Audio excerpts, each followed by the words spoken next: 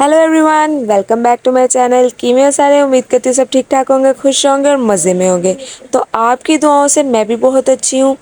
आज का दिन बहुत ख़ास होने वाला है क्योंकि मैं आपको ले चल रही हूँ एक ऐसे सफ़र पर जहाँ सिर्फ एक इमारत ही नहीं बल्कि सुकून, खामोशी और रूह की गहराइयों को महसूस किया जा सकता है। ये सिर्फ एक विज़िट नहीं बल्कि एक स्पिरिचुअल एक्सपीरियंस है जहाँ हर कोने में एक कहानी छुपी है, हर आवाज़ में एक दुआ है और हर नज़र में एक तसल्ली। तो चलिए आज के दिन मेरे साथ चर्च की खूबसूरत सी दुनिया में। ये है हमारा प्यारा सा चर्च। हम सेवन्थ डे एडवेंटिस्ट मिनिस्ट्री से बिलोंग करते हैं। तो चलिए सबसे पहले मैं आपको चर्च की छत दिखाती हूँ। आज मौसम भी काफ़ी अच्छा है, तो चलिए मेरे साथ ऊपर चल के मौसम एंजॉय करते हैं। सीढ़ियों पे कुछ गमले पड़े हुए हैं, पहले बहुत ज़्यादा थे लेकिन अब थोड़े से रह गए हैं। और ये चर्च की दीवार है। पहले तो एलोवेरा बहुत ज़्यादा थी लेकिन वो ग्रो ही नहीं कर रही थी, तो वो फिर जल गई थी, सड़ गई थी आई मीन, तो वो फिर फेंक दी। और ये देखिए स्काई भी कितना खूबसूरत लग रहा है। तो चलिए और ऊपर चलते हैं। और ये साथ घर है, घर वालों ने भी एक बड़ा प्यारा सा वो पौधा लगाया हुआ है, वो भी नज़र आ रहा था थोड़ा थोड़ा। ऊपर चल के मैं आपको सही से दिखाती हूँ। चर्च एक ऐसी जगह है जहाँ आप रूहानी और जिस्मानी सुकून दोनों पाते हैं। जब हम अपने दुनियावी काम छोड़ के चर्च में आते हैं, अपने सारे रिश्ते नाते साइड पे रख के खुदा से बातें करते हैं, तो एक जो है जिस्मानी ताकत महसूस होती है, एक स्पिरिचुअल जो है वो खुशी फील होती है। तो छत तो आप लोगों ने देख लिया है, तो अब हम चर्च के अंदर चलते हैं। और ये जूतों वाला स्टैंड है। तो ये तो था चर्च का आउटर एरिया, तो अब मैं आप लोगों को चर्च अंदर से दिखाती हूँ।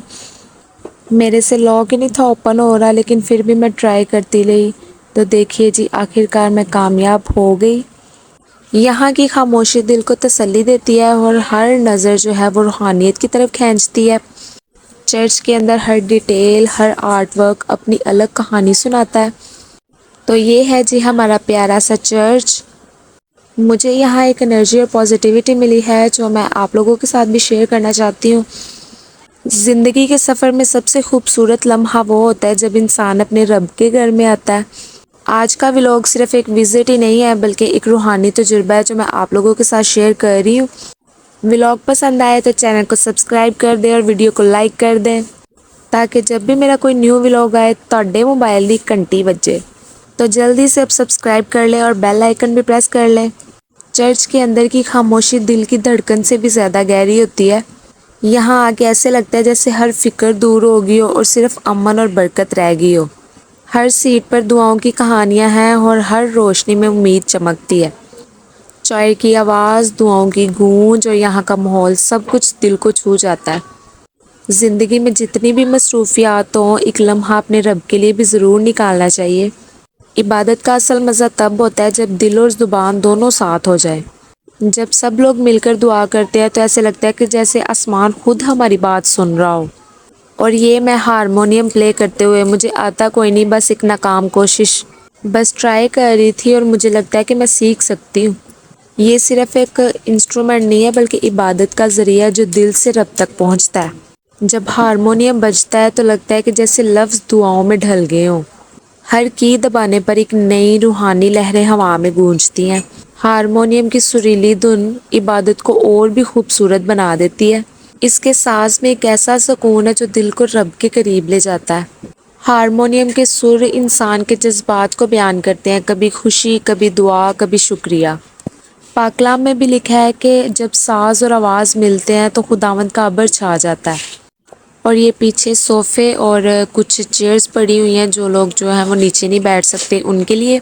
तो चले अब हम लाइट्स ऑफ करते हैं और बाहर चलते हैं और पौधों की थोड़ी सी खिदमत कर लेते हैं। मुझे चाहिए थी थोड़ी सी एलोवेरा, तो फिर मैंने 2-4 लीव्स ले लिए।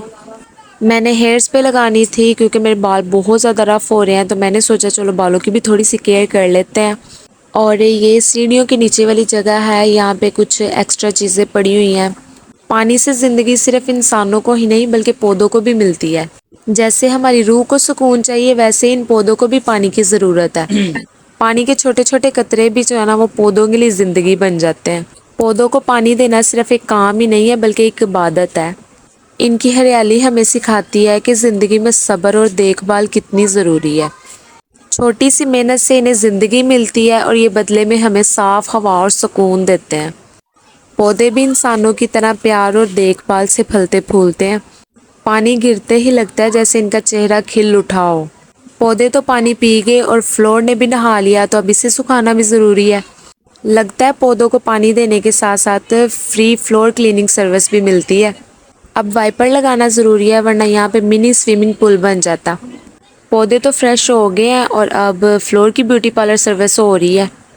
पौधों के लिए पानी और मेरे लिए वाइपर चैलेंज, फेयर डील है ना। मेरा प्लान था पौधों को फ्रेश करना, लेकिन इन्होंने तो मुझे वर्कआउट करा दिया। तो ले जी, हमारा काम हो गया कंप्लीट। अब हम चीज़ें समेटेंगे। तो मैं अपनी कज़न ਨੂੰ ਲਾਤਾ ਸੀ कि तू पाइप लपेट। तो ये पाइप को समेटते हुए पाइप में से फिर से पानी निकल आया, तो फिर ये मुझे दोबारा थोड़ा सा वाइपर लगाना पड़ा। Now dusting segment start. तो ये जो है वो हमारी एलोवेरा पड़ी हुई है जो हमने काट के रखी थी। और अब रह गया हमारा लास्ट काम, और वो है डस्टिंग।